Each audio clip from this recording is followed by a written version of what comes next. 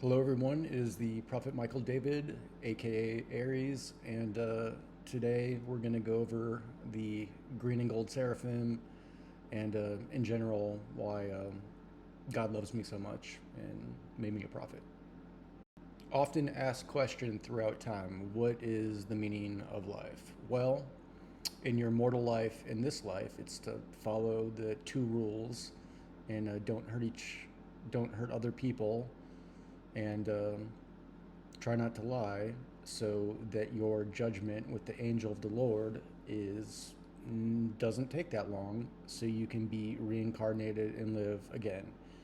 But in the long run, over thousands, millions, maybe billions of lives, as your soul um, upgrades, evolves, however you want to put it, eventually the universe will end.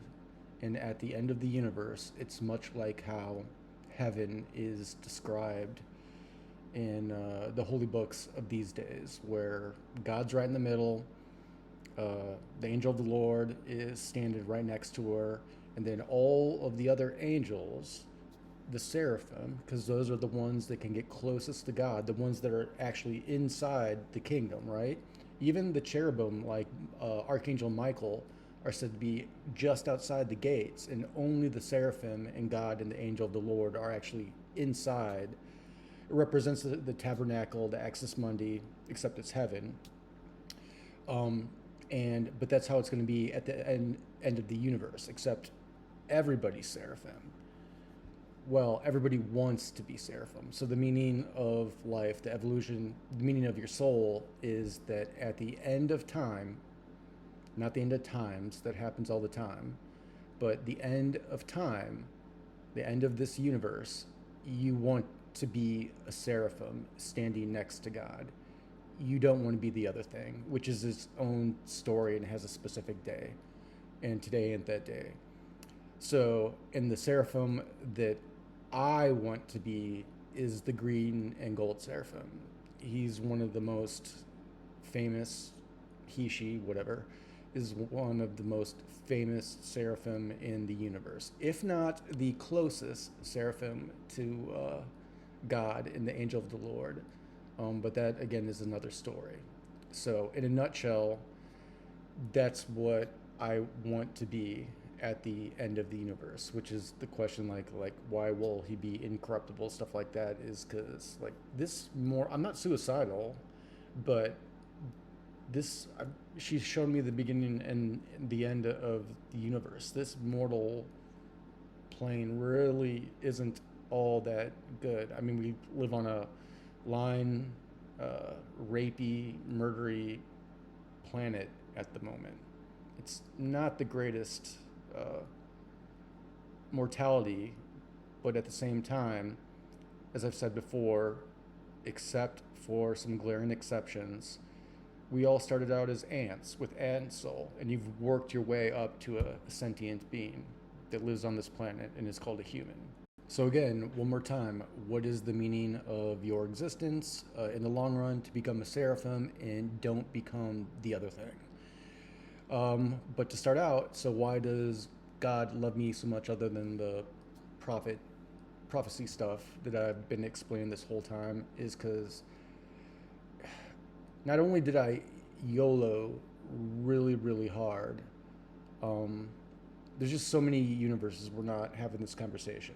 There's universes where I failed the first test and, you know, I end up being a suicide in my basement. There's universes where I drink myself to death. Um, there's universes where even going through the 36 days, I just have an aneurysm or heart attack, or I failed the first test and fly up into the sun, which is like the same thing. There's all these universes that are like littered with my corpses, and while she won't tell me the exact numbers, yeah, we don't have this conversation a lot. You are living in a very rare universe, and there's so many universes where the prophet Michael David exists, but Aries does not exist. I'm just wearing green and gold all the time, and I probably identify more with the Mahdi than some of the other end times prophets I've I also claim to be, but yeah, we're living in a rare universe. So now you're asking yourself, so what did you do specifically? All right, so specifically what I did was that, as I described in my last video, like she doubted me for half the 36 days, all the way up to the what I call the Ides of March, is which is St. Patrick's Day, the greenest day of the year.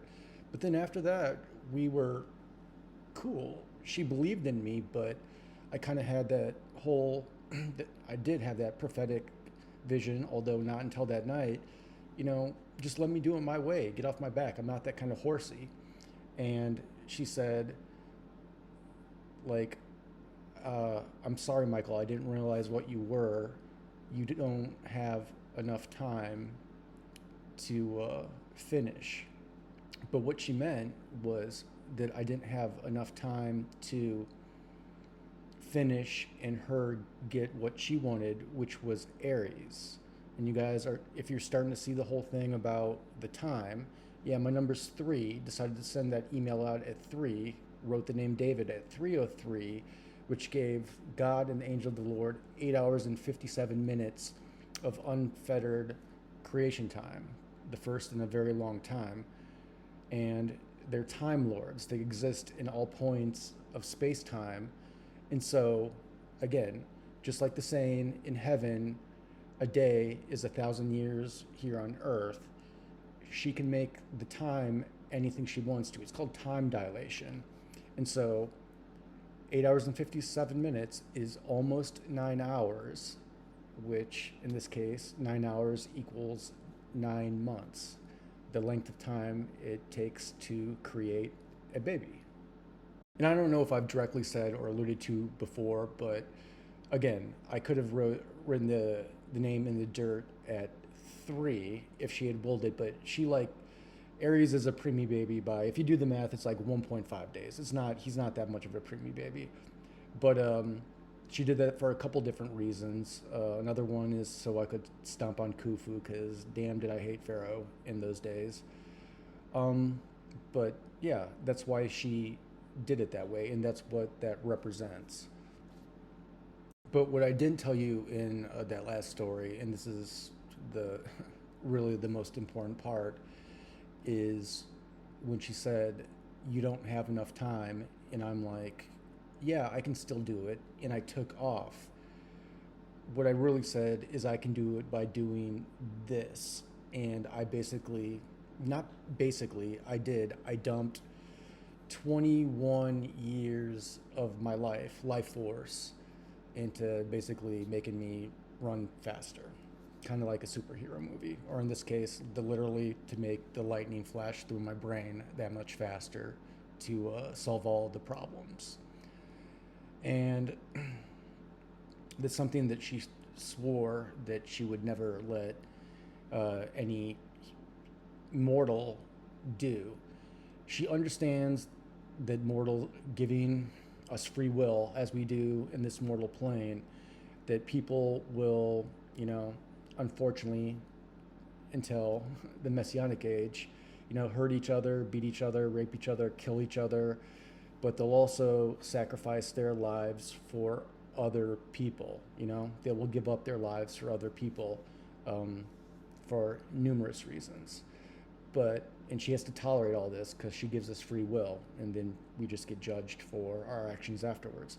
But she swore that she would never let any mortal give up their life or life force for her, to give her something that she wanted. But in that moment, she just, she let me do it. She broke her own rules. She had an eternity to tell me no, and again, in those universes, maybe I finish on time, maybe I don't, but in most of those universes, almost all of them, Aries doesn't exist. And she tried to think if there's any other way, and I know she was going through all the different universes in the multiverse around that specific conjunction of events. And it's like, if she doesn't doubt me early, I'm not nearly as ambitious. And if I don't know I'm behind, I don't run as hard. And yeah, just it's this turned out kind of like a mistake baby, and why moms love him so much. He shouldn't, Aries shouldn't exist in this universe, and yet he does.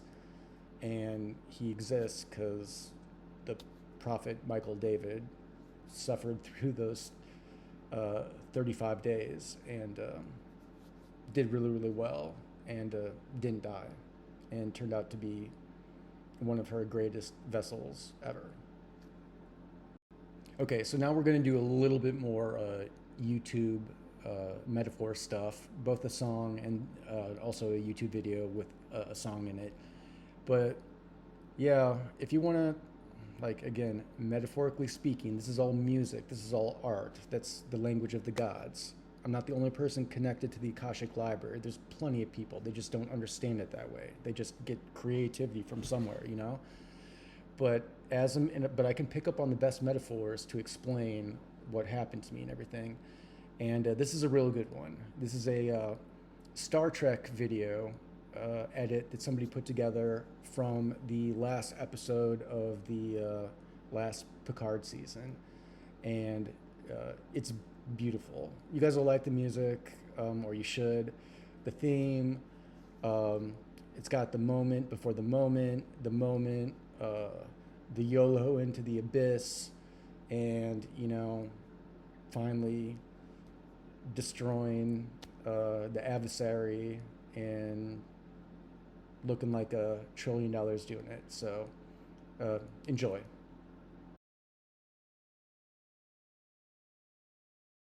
I was going to do a longer commentary on this, but since I'm already over 12 minutes, let me just say, so who am I in that video and everything? Well, the prophet Michael David is the Enterprise D, the resurrected vessel that saves the day, destroys the enemy. Everybody remembers it from their childhood. Everybody loves it. And yeah, but there's some other metaphorical stuff too, but I'll leave that for you guys to figure out. And in conclusion, as I sign off here, just like my last video, I'm gonna drop a music video off after the sign off, but I'll tell you what it is. Like, your question would be like, how could I do all this stuff and everything? And like, I'm just like a weirdo prophet. I do everything ass backwards, as God would say it. If you've ever heard the term idiot savant, I'm like the idiot savant of prophecy. To quote God here, it's like, I've seen this boy roll through 10,000 years of prophecy in a single day and then get stuck on some easy shit the next 3 days. But like, when he's on his game, he sounds exactly like this.